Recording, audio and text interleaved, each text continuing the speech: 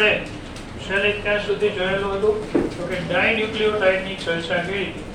હવે ડાયન્યુક્લિયોટાઇડ પછી આપણે પોલીન્યુક્લિયોટાઇડની ચર્ચા છે એ કરવાના છે કે પોલીન્યુક્લિયોટાઇડ એટલે શું હોય. તો ડાયન્યુક્લિયોટાઇડમાં આપણે વ્યાખ્યાની અંદર જોયું હતું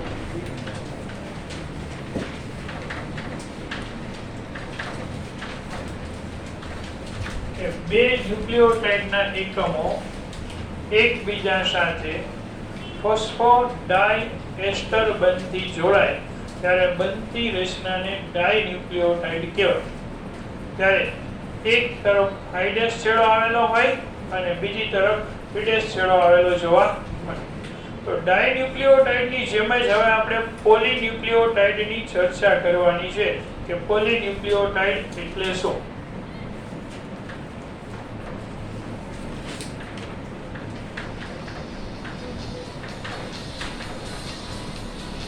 તો પોલીન્યુક્લિયોટાઇડ ની ચર્ચામાં જોતા જઈએ તો પોલીન્યુક્લિયોટાઇડ એટલે અનેક ન્યુક્લિયોટાઇડના એકમો એકબીજા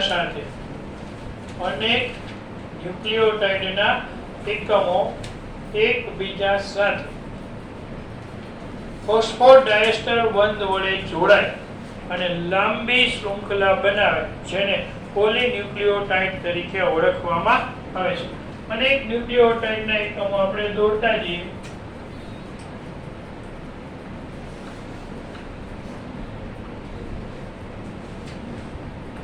આ નાઇટ્રોજન બેઝ છે, આ ફોસ્ફરિક એસિડ છે, અહીંયા O P CH2 ફરી પાછો આ નાઇટ્રોજન બેઝ બરાબર છે, અહીંયા O P O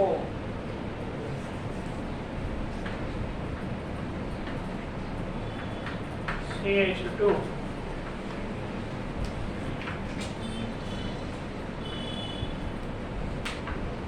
nitrogen base. આ પ્રકારે અનેક ન્યુક્લિયોટાઇડ જોડાય એટલે શર્કરાનો હોય તો કેટલા છેડો થયો પીડેસ, કેટલા છેડો થયો હાઇડ્રેસ. તો આવી રીતના અનેક ન્યુક્લિયોટાઇડ એકમો એકબીજા સાથે ફોસ્ફોડાયસ્ટર બંધથી જોડાય અને લાંબી શૃંખલા બનાવે એને ક્યાં નામે ઓળખાય? પોલીન્યુક્લિયોટાઇડ તરીકે ઓળખાય. કોઈ પણ પોલીન્યુક્લિયોટાઇડ શૃંખલા હોય એને બે છેડા બને. કોઈ પણ પોલીન્યુક્લિયોટાઇડને બે છેડા બને. કયા બે છેડા કોઈ પણ પોલીન્યુક્લિયોટાઇડને બને? એક હાઇડ્રેસ છેડો અને બીજો પીડેસ છેડો. હાઇડ્રેસ છેડા તરફ છે એ બરોબર છે નવો ન્યુક્લિયોટાઇડ ઉમેરાય નહીં. નવો ન્યુક્લિયોટાઇડ હંમેશા કયા છેડા તરફ ઉમેરાશે? પીડેસ છેડા તરફ ઉમેરે. હવે આરએનએ ની રચનામાં આવી પોલીન્યુક્લિયોટાઇડની સંખ્યા 1 હોય અને ડીએનએ ની રચનામાં આવી પોલીન્યુક્લિયોટાઇડની કુલ સંખ્યા કેટલી જોવા મળશે? 2. આરએનએ માં 1 પોલીન્યુક્લિયોટાઇડ આવેલી હોય અને ડીએનએ માં 2 પોલીન્યુક્લિયોટાઇડ આવેલી જોવા મળે છે. તો આ પોલીન્યુક્લિયોટાઇડની ચર્ચા હતી. હવે પછી આપણે છે એ આગળ ડીએનએ ના અણુની રચનાનો અભ્યાસ કરશું. હવે આવશે ડીએનએ ના અણુની રચના.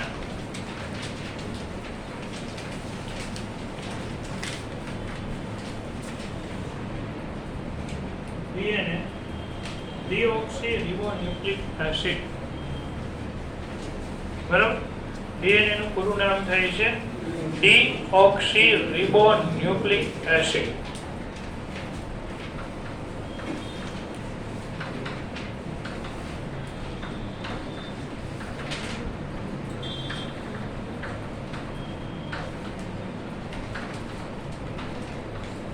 DNA ની રચનામાં બે પોલીન્યુક્લિયોટાઇડ ભાગ લે. ડીએનએ ની રચનામાં કયો નાઇટ્રોજન બેઝ ભાગ લેશે નહીં? ડીએનએ ની રચનામાં કયો નાઇટ્રોજન બેઝ ભાગ નહીં લે? યુરેસિલ. ડીએનએ ની રચનામાં ભાગ લેતો નથી. ડીએનએ ની રચનામાં આવેલા ન્યુક્લિયોટાઇડ નાઇટ્રોજન બેઝ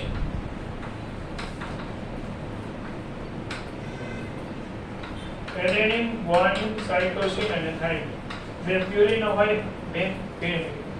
ડીએનએ ની બેવડી કુંતલમય રચના, બેવડી કુંતલાકાર મોડેલ વોટસન અને ક્રિક દ્વારા ઈસવીસન 1953 માં આપવામાં આવેલું હતું. ડીએનએ નું બેવડું કુંતલાકાર મોડેલ વોટસન અને ક્રિક દ્વારા ઈસવીસન 1953 માં આપવામાં આવેલું હતું. વોટસન અને ક્રિકે ડીએનએ ની બેવડી કુંતલમય રચના ધરાવતું મોડેલ શોધ્યું અને આ બદલ વોટસન અને ક્રિકને 1953 માં છેક શોધ કરી, બરોબર છે, અને 1961 માં નોબેલ પારિતોષિક મળ્યો આ શોધ. વોટસન અને ક્રિક અનુસાર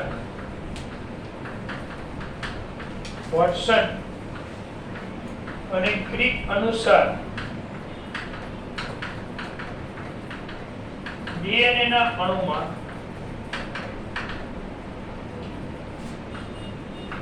બે પોલી ન્યુક્લિયોટાઇડ શૃંખલાઓ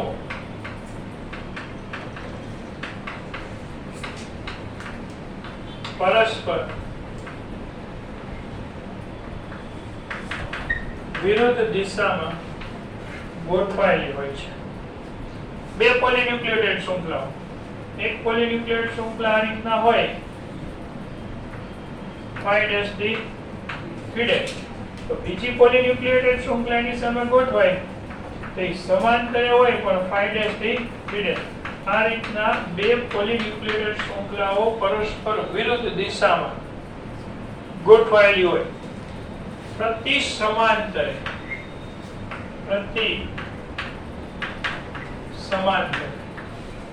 પરસ્પર વિરુદ્ધ દિશામાં પ્રતિ સમાંતરે બે પોલીન્યુક્લિયોટાઇડ શૃંખલાઓ છે એ ગોઠવાયેલી હશે. ખ્યાલ આવી ગયો?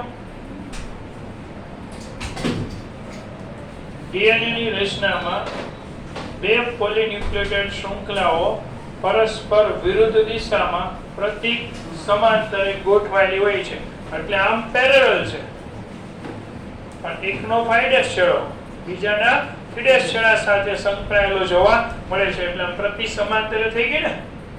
ખ્યાલ આવ્યો? બરાબર. હવે આ બંને એકબીજા સાથે સંકળાઈને કુંતલાકાર નિશાની, બેવડી કુંતલાકાર નિશાની જેવી રચના બનાવે છે. એકબીજા સાથે બે અમડાઈ જાય અને એકબીજા સાથે અમડાઈ જાય એના પરિણામ સ્વરૂપે બેવડી કુંતલાકાર નિશાની જેવી રચના બનાવે. એ સ્ટ્રક્ચરને હમણાં આપણે દોરીએ, બરાબર છે. એ સ્ટ્રક્ચર કેવું થશે એની ચર્ચા કરીએ. તો આ પ્રકારે આ એક કુંતલાકાર રચના 5' 3', બીજી કુંતલાકાર રચના 3' કે પ્રતિ સમાંતરે હોય ને, એટલે આ પ્રકારે એકબીજા સાથે આમ હમણાય એટલે ચોક્કસ આમ રાઉન્ડ લે, બરાબર, ચોક્કસ અંતરેથી અને બેવડું કુંતલાકાર મોડેલ છે. બંને શૃંખલાનો અણુનો વ્યાસ 20 એંગસ્ટ્રોમ હોય છે. અણુનો વ્યાસ એટલે ટૂંકમાં આથી આપણે રચના જોયા, અહીંથી આટલું અંતર કેટલું જોવા મળે આપણને? 20 એંગસ્ટ્રોમ. આ અણુનો વ્યાસ કેટલો હોય છે? 20 એંગસ્ટ્રોમ. પછી બેવડા કુંતલાકારમાં એક કુંતલની લંબાઈ 34 એંગસ્ટ્રોમ હોય છે. એક કુંતલની લંબાઈ કેટલી હોય છે? 34 એંગસ્ટ્રોમ. અને એક કુંતલમાં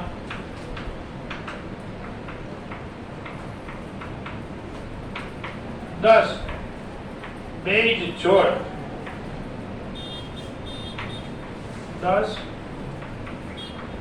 ન્યુક્લિયોટાઇડ બેઝ જોડ હોય છે. હવે 10 ન્યુક્લિયોટાઇડ બેઝ જોડ છે એ આપણે સમજીએ કે પહેલા આ એક, બીજી, ત્રીજી, ચોથી, પાંચમી, છઠ્ઠી, સાતમી, આઠમી, નવમી અને 10મી. આ 10 બેઝ જોડ. એટલે આ અહીંથી માંડી અને અહીંયા સુધીનું આપણું શું થયું? એક કુંતલ. અને એમાં કેટલા? 10 બેઝ જોડ છે, બેઝ પેર. અને એની લંબાઈ કેટલી છે? 34 એંગસ્ટ્રોમ. તો 10 ની લંબાઈ જો 34 એંગસ્ટ્રોમ હોય તો ક્રમિક બે વચ્ચેનું અંતર કેટલું થાય? 3.4. કારણ કે 34 ભાગ્યા 10 એટલે ક્રમિક બે વચ્ચેનું અંતર છે એ કેટલું થશે? 3.4 એંગસ્ટ્રોમ જોવા મળે. કે ડીએનએ ની રચનાની બેવડી કુંતલાકાર મોડેલ કોને રજૂ કર્યું? વોટસન અને ક્રિકે. અને બેવડા કુંતલાકાર મોડેલ પ્રમાણે બરાબર છે આ બંને બેવડા કુંતલાકાર મોડેલનો વ્યાસ કેટલો હોય? 20 એંગસ્ટ્રોમ. અને એના એક કુંતલની લંબાઈ કેટલી હોય? 34 એંગસ્ટ્રોમ. એક કુંતલમાં કેટલા બેઝ જોડ આવેલા હોય? 10 બેઝ જોડ એક કુંતલમાં આવેલા હોય. અને બે બેઝ જોડ વચ્ચેનું અંતર કેટલું થાય? 3.4 એંગસ્ટ્રોમ જેટલું અંતર થતું જોવા મળે. હવે આપણે આગળ ઉપર જોઈએ.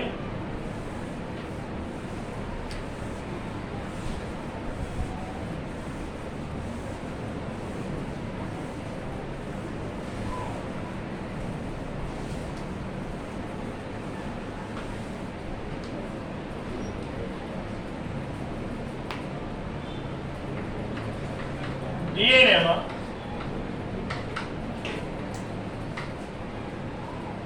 જો એક શૃંખલા પર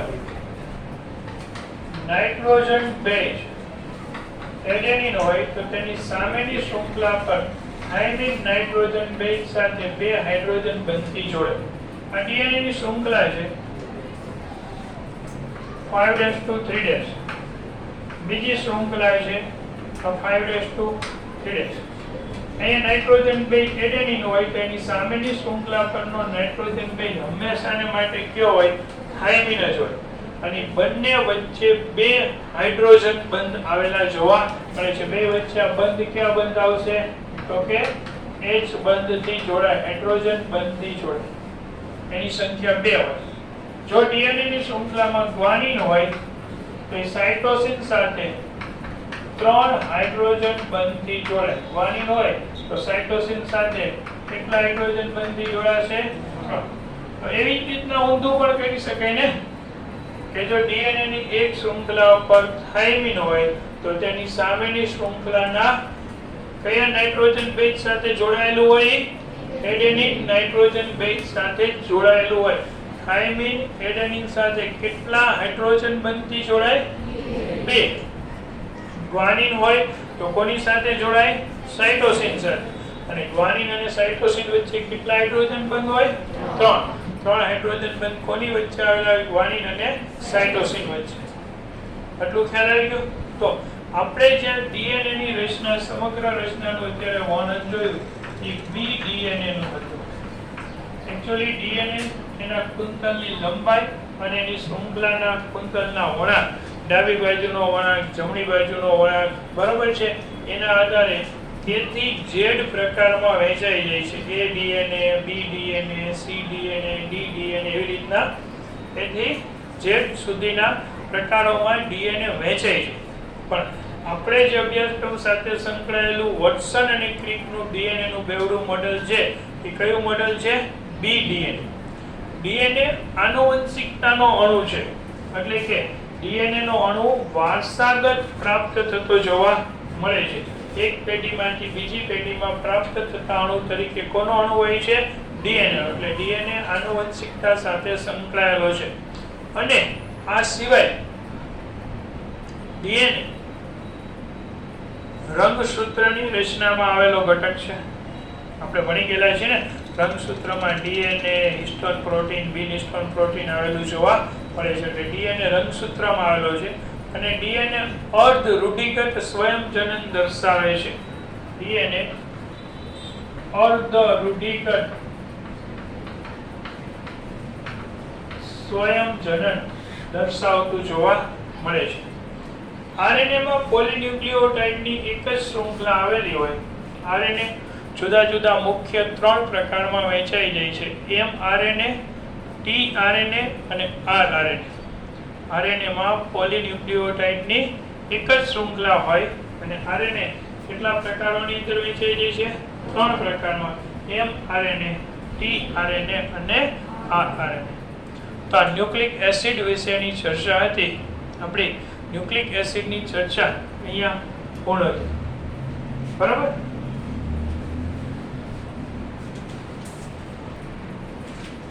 હવે ડીએનએ ના અણુની અંદર જોઈએ તો ડીએનએ ની 2 પરસ્પર વિરુદ્ધ ગોઠવાયેલી શૃંખલાઓ છે. ડીએનએ ની પરસ્પર વિરુદ્ધ ગોઠવાયેલી 2 શૃંખલાઓમાં જો એક શૃંખલા પર એડેનિન હોય તો તેની સામેની શૃંખલા પર થાઇમિન 2 હાઇડ્રોજન બંધ વડે જોડાયેલો જોવા મળે છે. આ એક ન્યુક્લિયોટાઇડ જ્યારે આ નાઇટ્રોજન બેઝ અહીંયા જોડાય ત્યારે ખૂણો કેટલાનો બને છે? 36 ડિગ્રીનો ખૂણો બનતો જોવા મળે છે. અને આ 2 કુંતલ અહીંથી આટલું કુંતલ વચ્ચેનું અંતર કેટલું થાય છે? 3.4 એંગસ્ટ્રોમ અંતર થતું જોવા મળે છે. અને અહીંથી માંડી અને અહીંયા સુધીનું અંતર છે એ કેટલું હશે? 20 એંગસ્ટ્રોમ જેટલું જોવા મળશે. અને આવા ક્રમિક 10 થઈ જાય એટલે એક કુંતલ બને અને જેની લંબાઈ કેટલી હોય છે? 34 એંગસ્ટ્રોમ જોવા મળશે. હવે ડીએનએ ના અણુમાં જોઈએ તો આપણને શર્કરા અને ફોસ્ફેટ ના અણુઓ નિશાનીના પાયાની જેમ ગોઠવાયેલા દેખાશે. આ પ્રકારે ડીએનએ ના અણુમાં શર્કરા અને ફોસ્ફેટ નિશાનીના મેઇન સ્તંભ હોય એની જેમ દેખાશે. આપણે કોઈ પણ નિશાની હોય તો એના 2 પાયા મેઇન હોય. શર્કરા અને ફોસ્ફેટ અહીંયા નિશાનીના પાયાની જેમ ગોઠવાય. ફોસ્ફેટ શર્કરા પ્રકારે એ ડીએનએ નો પાયો અથવા તો સ્તંભ રચે છે. જ્યારે નાઇટ્રોજન બેઝ એના પગથિયા રચતા જોવા મળે. નાઇટ્રોજન બેઝ દ્વારા આપણે શું રચાયેલું દેખાય છે? પગથિયા. પણ નાઇટ્રોજન બેઝ દ્વારા પગથિયા રચાયેલા જોવા મળે. બરાબર? ખ્યાલ આવી ગયો? તો આ ડીએનએ ની આખી બેવડી કુંતલમય રચનાનું આખું સંપૂર્ણ સ્વરૂપ થયું. બધા જ માપ બી ડીએનએ ની સાપેક્ષના છે. આ બધા જ કોની સાપેક્ષના માપ છે? બી ડીએનએ. એ ડીએનએ હોય તો એમાંય અલગ થઈ જાય. સી ડીએનએ હોય તો અલગ થઈ જાય. ડી ડીએનએ હોય તો અલગ થઈ જાય. અને ઝેડ ડીએનએ હોય તો પણ અલગ થઈ જાય. બરાબર? અહીંયા ડીએનએ ની વાત પૂરી થઈ.